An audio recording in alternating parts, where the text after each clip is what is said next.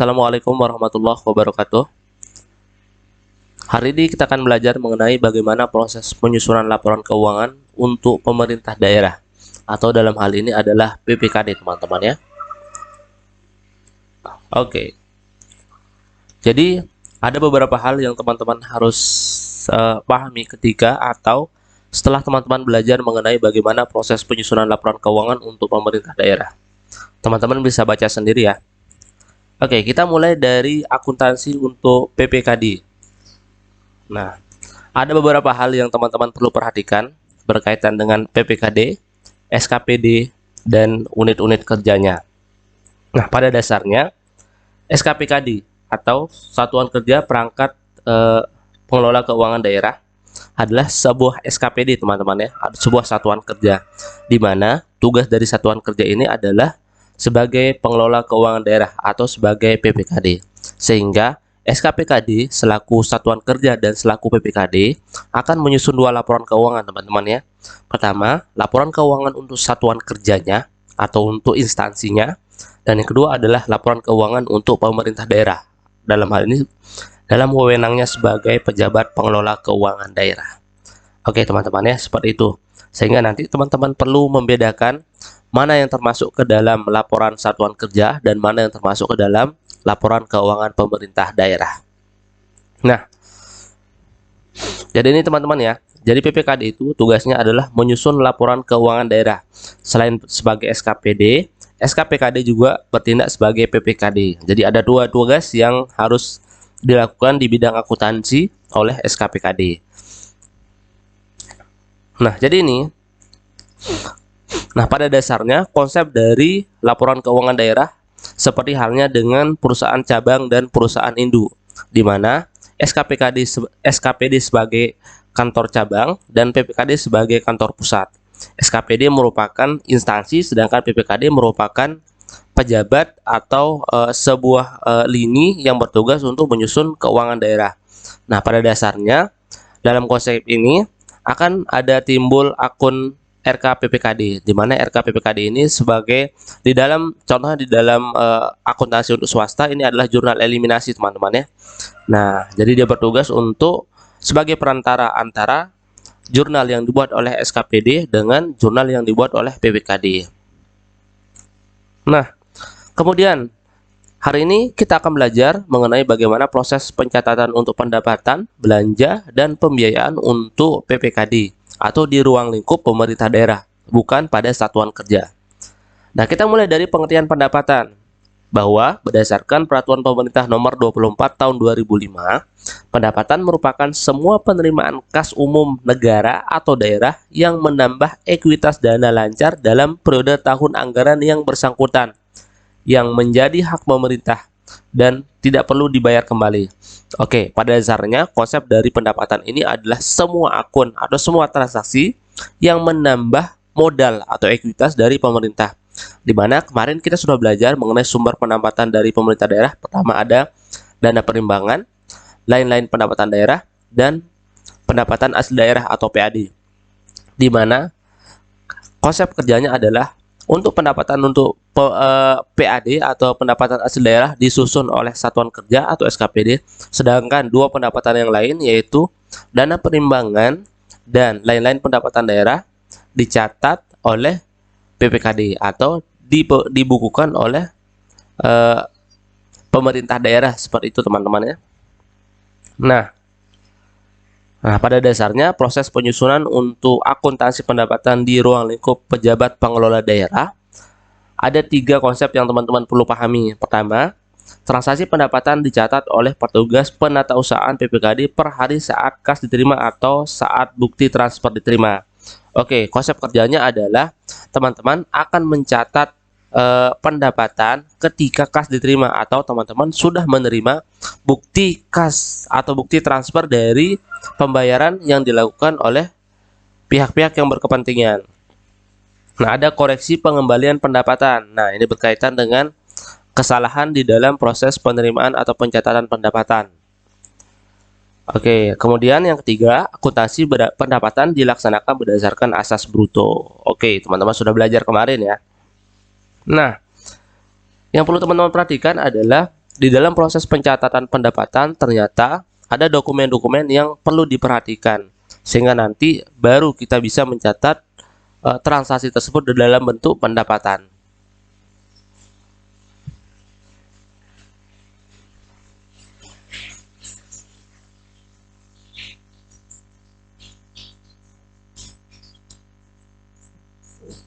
Pertama, untuk transaksi, tadi kita sudah membahas dua transaksi yang dicatat oleh PPKD atau Pejabat Pengelola Keuangan Daerah. Yang pertama, ada transaksi penerimaan dana perimbangan. Oke, jadi ini berkaitan dengan penerimaan dari pemerintah pusat, teman-teman ya. Nah, adapun dokumen sumber yang menjadi lampiran ketika teman-teman mencatat transaksi ini ke dalam bentuk transaksi pendapatan adalah pertama, ada surat tanda bukti transfer pembayaran dari KPPN, bukti penerimaan lainnya. Nah, jadi kalau di swasta kita punya nota, sedangkan di pemerintah daerah kita harus melampirkan bukti transfer pembayaran ya. Nah, jadi ini akan menjadi dasar bagi teman-teman untuk mencatat transaksi penerimaan pendapatan atas dana perimbangan yang diperoleh oleh pemerintah daerah. Seperti itu teman-teman ya. Kemudian yang kedua, ada lain-lain pendapatan yang sah. Nah, ini adalah pendapatan-pendapatan selain PAD dan dana perimbangan. Nah, di sini juga butuh dokumen sumber yang akan digunakan oleh pemerintah daerah atau pejabat penatausahaan di ruang lingkup PPKD untuk mencatat pendapatan yang diperoleh oleh pemerintah daerah. Nah, di sini dokumen sumbernya adalah surat tanda bukti penerimaan lainnya. Sama pada dasarnya, ini akan memberitahu kita ini pendapatan sumbernya dari mana, teman-teman, seperti itu. Sehingga nanti kita dapat mengalokasikan setiap pendapatan yang diperoleh oleh pemerintah daerah, apakah bersumber dari dana perimbangan atau dana lainnya, tergantung dari dokumen sumber yang akan kita gunakan di dalam proses pencatatan pendapatan tersebut. Seperti itu teman-teman ya. Saya lanjut. Nah, kemudian bagaimana proses kita menjurnal ketika kita memperoleh pendapatan? Nah, setelah teman-teman memperoleh dokumen sumber atau dasar yang akan digunakan untuk melakukan proses pencatatan, teman-teman setelah itu akan membuat jurnal umum, di mana ini akan merekod pendapatan yang diperoleh oleh pemerintah daerah berdasarkan sumbernya. Pertama, kita mulai dari transaksi penerimaan dana perimbangan. Nah, pada kondisi ini, ketika teman-teman memperoleh pendapatan dari sumber dana berupa dana perimbangan, akan ada penambahan kas di kas daerah. Oke, bukan kas di satuan kerja, karena kita ruang lingkupnya adalah dana perimbangan. Sehingga dalam proses penerimaan pendapatan dari dana perimbangan akan menambah nilai ekuitas dari pemerintah daerah dalam bentuk kas, teman-teman ya. Kemudian lawannya adalah pendapatan dana perimbangan, di mana konsep dasar dari persamaan dasar akuntansi adalah ketika ada penambahan kas, maka posisinya di debit, teman-teman ya. Nah, lawannya adalah pendapatan. Pendapatan saldonya bertambah berada di posisi kredit, sehingga jurnal yang teman-teman buat untuk penerimaan dana perimbangan berupa kas di debit, sedangkan selanjutnya adalah pendapatan untuk dana perimbangan berada di posisi kredit. Yang kedua, ada lain-lain pendapatan yang sah. Ini juga berkaitan dengan pendapatan daerah, teman-teman ya.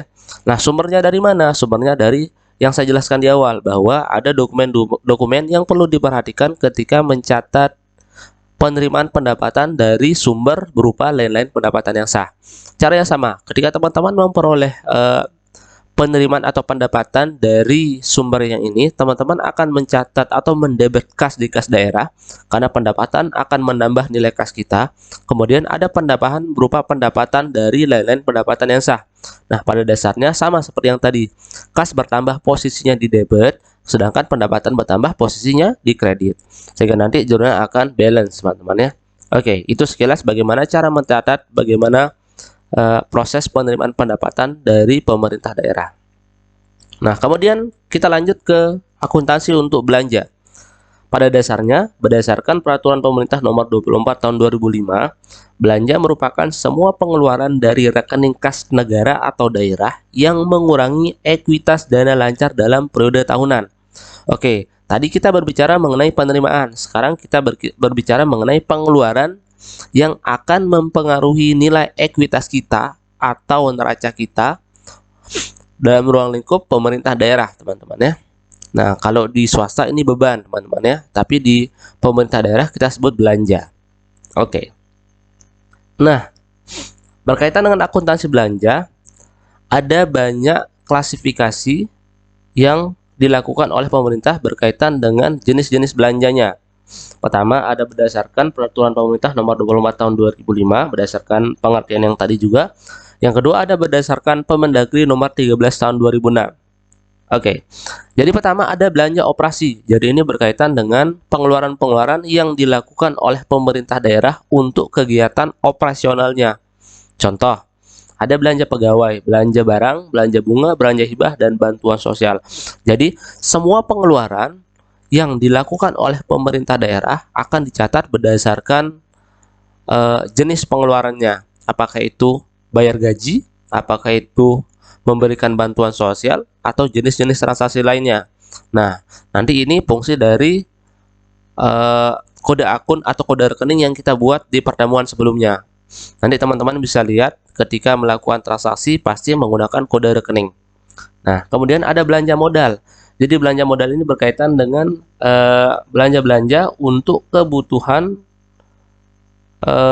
pemerintah yang berkaitan dengan penambahan modal, teman-teman ya. Misalkan ada belanja tanah, jadi beli tanah teman-teman ya, misalkan untuk pembangunan gedung, misalkan dia butuh tanah, kemudian ada belanja gedung. Nah, teman-teman nanti bisa membagi ini berdasarkan jenis kode rekening yang ada pada instansi. Kemudian ada belanja tidak terduga, kemudian ada bagi hasil pendapatan dari kabupaten. Nah, jadi ini klasifikasi dari belanja-belanja yang dilakukan oleh pemerintah daerah dalam rangka mendukung kegiatan operasionalnya. Nah, jadi nanti ketika teman-teman membuat jurnal, akun-akun ini yang akan digunakan berdasarkan kode rekening yang sudah kita pelajari di pertemuan sebelumnya. Nah, jadi ini konsep ini sama seperti yang kemarin. Untuk membuat transaksi belanja di PPKD ada beberapa hal yang perlu diperhatikan. Nanti teman-teman bisa baca sendiri, dan ini akan berlanjut ke dokumen sumber teman-teman ya. Nah, jadi dokumen sumber ini juga akan menjadi dasar bagi teman-teman untuk mencatat semua transaksi yang terjadi berkaitan dengan pengeluaran-pengeluaran yang dilakukan oleh pemerintah daerah. Tidak sembarangan teman-teman ya. Jadi harus ada dokumen sumber dan dokumen lampiran yang akan digunakan sebagai dasar untuk mencatat transaksi-transaksi yang berkaitan dengan belanja-belanja atau pengeluaran-pengeluaran yang akan dilakukan oleh pemerintah daerah. Nanti teman-teman bisa baca sendiri untuk tabel yang ini, karena kemarin juga kita sudah sempat bahas di pertemuan untuk satuan kerja. Sepertinya mirip teman-teman ya, karena pada dasarnya untuk mencatat ini sumber-sumber yang digunakan hampir sama dengan satuan kerja. Yang kita perlu bahas adalah berkaitan dengan bagaimana proses pencatatan untuk jurnal dari belanja-belanja yang dilakukan oleh pemerintah daerah. Nah, ini teman-teman ya. Oke, kalau di swasta kita mengenal beban teman-teman atau biaya. Nah, sedangkan di pemerintah daerah kita mengenal belanja. Jadi setara dengan beban teman-teman ya, di mana belanja ketika dilakukan akan bertambah posisinya di debit, kemudian berkaitan dengan belanja tersebut ada pengurangan kas atau pengeluaran kas yang dilakukan oleh pemerintah daerah. Maka kas berkurang posisinya di kredit. Nah, contoh, kita mulai dari belanja bunga. Jadi belanja bunga berkaitan dengan pembayaran bunga teman-teman ya. Jadi ketika pemerintah daerah membayar bunga, ada penambahan beban atau belanja di posisi debit, kemudian ada pengurangan kas atas pembayaran bunga di posisi kredit. Maka jurnal yang teman-teman buat ketika melakukan belanja bunga atau membayar bunga adalah belanja bunga di debit, kemudian kas di kas daerah di kredit. Kenapa kas di kas daerah? Karena kita berbicara mengenai pemerintah daerah atau PPKD, Pejabat Pengelola Keuangan Daerah. Selanjutnya ke bawah, caranya sama teman-teman ya, tergantung dari jenis belanjanya atau jenis pengeluaran yang dilakukan oleh pemerintah daerah. Apakah subsidi, hibah, bantuan sosial, bagi hasil, bantuan keuangan, dan belanja tidak terduga. Nanti semua belanja-belanja yang dilakukan pasti posisinya di debit teman-teman ya, dan pasti mengurangi kas kita di kas daerah. Oke, seperti itu. Kemudian pembiayaan. Jadi berdasarkan Permendagri nomor 13 tahun 2006, bahwa pembiayaan merupakan semua penerimaan yang perlu dibayar kembali atau pengeluaran yang akan diterima kembali, baik pada tahun anggaran maupun tahun-tahun anggaran berikutnya. Jadi ini berkaitan dengan investasi sih teman-teman ya. Nah, jadi ada penerimaan ketika pembiayaan dilakukan akan ada penerimaan kembali. Nah, ini berkaitan dengan investasi yang dilakukan oleh pemerintah daerah. Seperti itu teman-teman ya. Kemudian akuntansi di SKPD terbagi atas dua fungsi, yaitu fungsi akuntansi yang mencatat dan melaporkan SKPKID selaku satuan kerja dan mencatat atau melaporkan transaksi Pemda yang dilaksanakan PPKD atau BUD. Oke, seperti yang saya jelaskan tadi, fungsi dari SKPKD ini adalah bisa berfungsi sebagai satuan kerja dan bisa berfungsi sebagai PPKD, di mana karena dia memiliki dua fungsi, maka harus menyusun dua laporan keuangan. Satu berfungsi sebagai SKPD dan kedua berfungsi sebagai PPKD, di mana SKPD ini merupakan satuan kerja sehingga dia perlu menyusun laporan berupa apa? Berupa laporan untuk satuan kerja. Oke, kemudian dia bertugas untuk melakukan konsolidasi atas laporan-laporan yang dikeluarkan oleh SKPD. Nah, artinya adalah menyusun laporan keuangan daerah. Ada dua tugasnya, menyusun laporan satuan kerja dan menyusun laporan keuangan untuk pemerintah daerah. Nah, kemudian akuntansi untuk penerimaan pembiayaan. Nah, jadi teman-teman, ketika kita menerima pembiayaan artinya adalah ada penambahan modal ya kalau di swasta. Nah, maka ketika kita memperoleh dana berupa pencairan dana, kita akan mencatat pendapatan atau penerimaan kas ya. Penerimaan kas berupa kas daerah, posisinya di debit, kemudian penerimaan pembiayaan. Jadi penerimaan pembiayaan ini bisa berkaitan dengan hutang teman-teman ya, atau modal. Makanya posisinya berada di posisi kredit. Ketika pemerintah daerah memperoleh pencairan dana, ada penambahan kas dicatat di posisi debit, kemudian ada kredit berupa penerimaan pembiayaan. Boleh jadi ini setara dengan hutang atau modal teman-teman ya. Karena ketika akun ini bertambah, posisinya berada di posisi kredit. Seperti itu teman-teman ya. Kemudian nah, ada jurnal juga ekuitas dana cadangan, betul. Jadi, ini berkaitan dengan pencairan dana juga, teman-teman ya. Kemudian, hasil penjualan kekayaan daerah yang dipisahkan. Nah, ini berkaitan dengan sama juga, berkaitan dengan ada penerimaan kas yang diperoleh oleh pemerintah daerah, karena ini berkaitan dengan penerimaan pembiayaan. Ketika pemerintah daerah memperoleh hasil dari penjualan kekayaan daerah, maka akan ada penambahan kas di kas daerah. Kemudian di posisi kreditnya adalah penerimaan pembiayaan. Sama seperti itu teman-teman ya. Oke. Selanjutnya penerimaan pinjaman daerah. Nah, pinjaman daerahnya berkaitan dengan hutang teman-teman ya. Ketika daerah memperoleh pinjaman, akan ada penambahan nilai kas yang ada di kas daerah. Makanya kas posisinya di debit, kemudian posisi kredit adalah penerimaan pembiayaan teman-teman ya.